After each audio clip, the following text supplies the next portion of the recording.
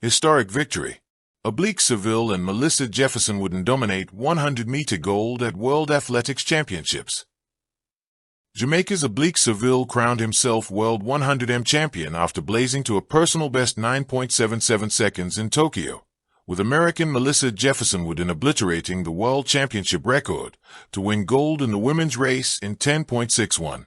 Compatriot Keishawn Thompson made it a Jamaican 1-2 on the second night of the World Athletics Championships, claiming silver in 9.82s, with Olympic and defending world champion Noah Lyles collecting bronze in a season's best 9.89s. The race, watched by world record holder Usain Bolt from the stands, required a restart after the Olympic 200m champion, Botswanan Letsile Tobago, was disqualified for a false start.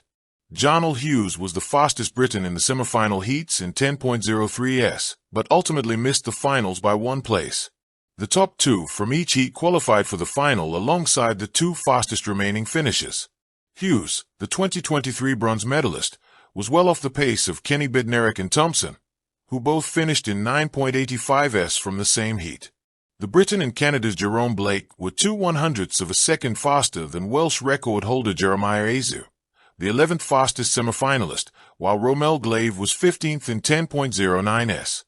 Dina Asher-Smith finished 8th in the women's 100-meter final, crossing the line in 11.08s.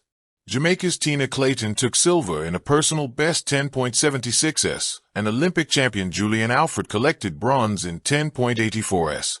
I would have loved for my times to be a bit shinier over the 100m, but given the year that I've had and everything, I'm so happy with just how I came into these championships, Asher-Smith said. Obviously, I want a lot more in the 200m. But yeah, I'm happy to have made a global final in what has been a very difficult year for me. Britain's Daryl Neita, 11.06s, was second quickest of all the athletes from the women's 100-meter heats but came 4th in the first semifinal behind the United States defending champion Sha'Carri Richardson, who stumbled but still claimed the other non-automatic finals place. Their heat required a restart after a potential false start for Richardson was reviewed, but the American was shown a green card. "I'm angry," said Neita. "What happened with my race? I don't know what happened with the false start. I just knew it wasn't me. I said that out there." Neita was knocked out of a best-of-the-rest spot by compatriot Amy Hunt, 1/100th of a second faster, who in turn saw her opening overtaken by Asher-Smith by 3/100ths of a second. Olympic 400-meter silver medalist Matt Hudson-Smith revealed he felt something in his hip after finishing 4th in his heat at the World Athletics Championships in Tokyo. Hudson-Smith still qualified for Tuesday's semifinal, but faces questions over his fitness he could not immediately answer after crossing the finish in 44.68s, still enough to go through as one of the 6 fastest non-automatic qualifiers. The Wolverhampton athlete sat second for the majority of the heat before losing steam on the final stretch. "It felt flat, and my hips are a bit iffy," said Hudson-Smith. "I was running, and I felt, oh no, my hips don't feel good. I got through it, but it hurt, man. I don't know. I really don't know. I literally had nothing. It's weird." The 30-year-old's time was still the quickest of the British trio, who all saw themselves through. Charlie Dobson qualified automatically with a third-place finish from the first heat in 44.85s, while Samuel Reardon also had to wait to learn his fate after coming 4th in the 4th heat in 44.70s. Revie Walcott-Nolan missed out after finishing 8th in her 1,500-meter semifinal heat.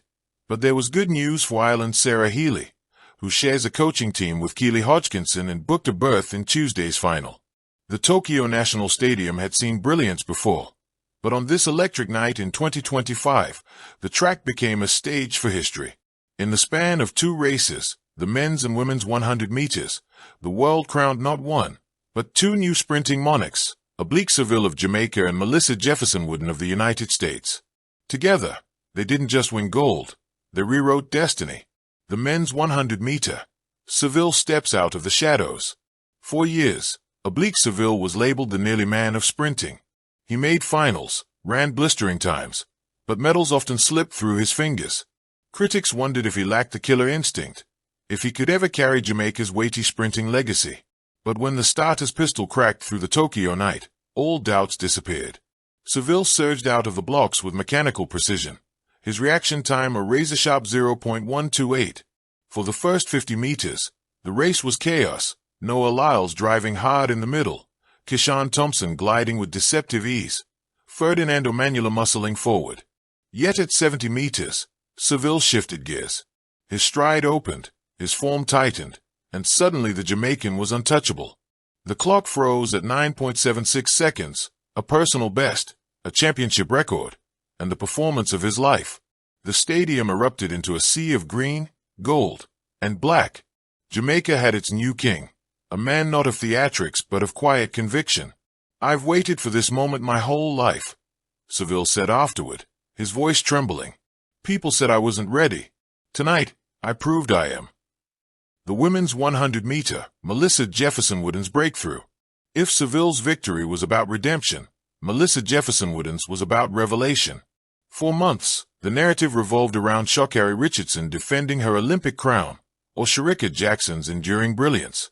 Melissa, though talented, was seen as an outsider, but insiders whispered of her training in South Carolina, her explosive starts, her growing confidence, the fire in her eyes.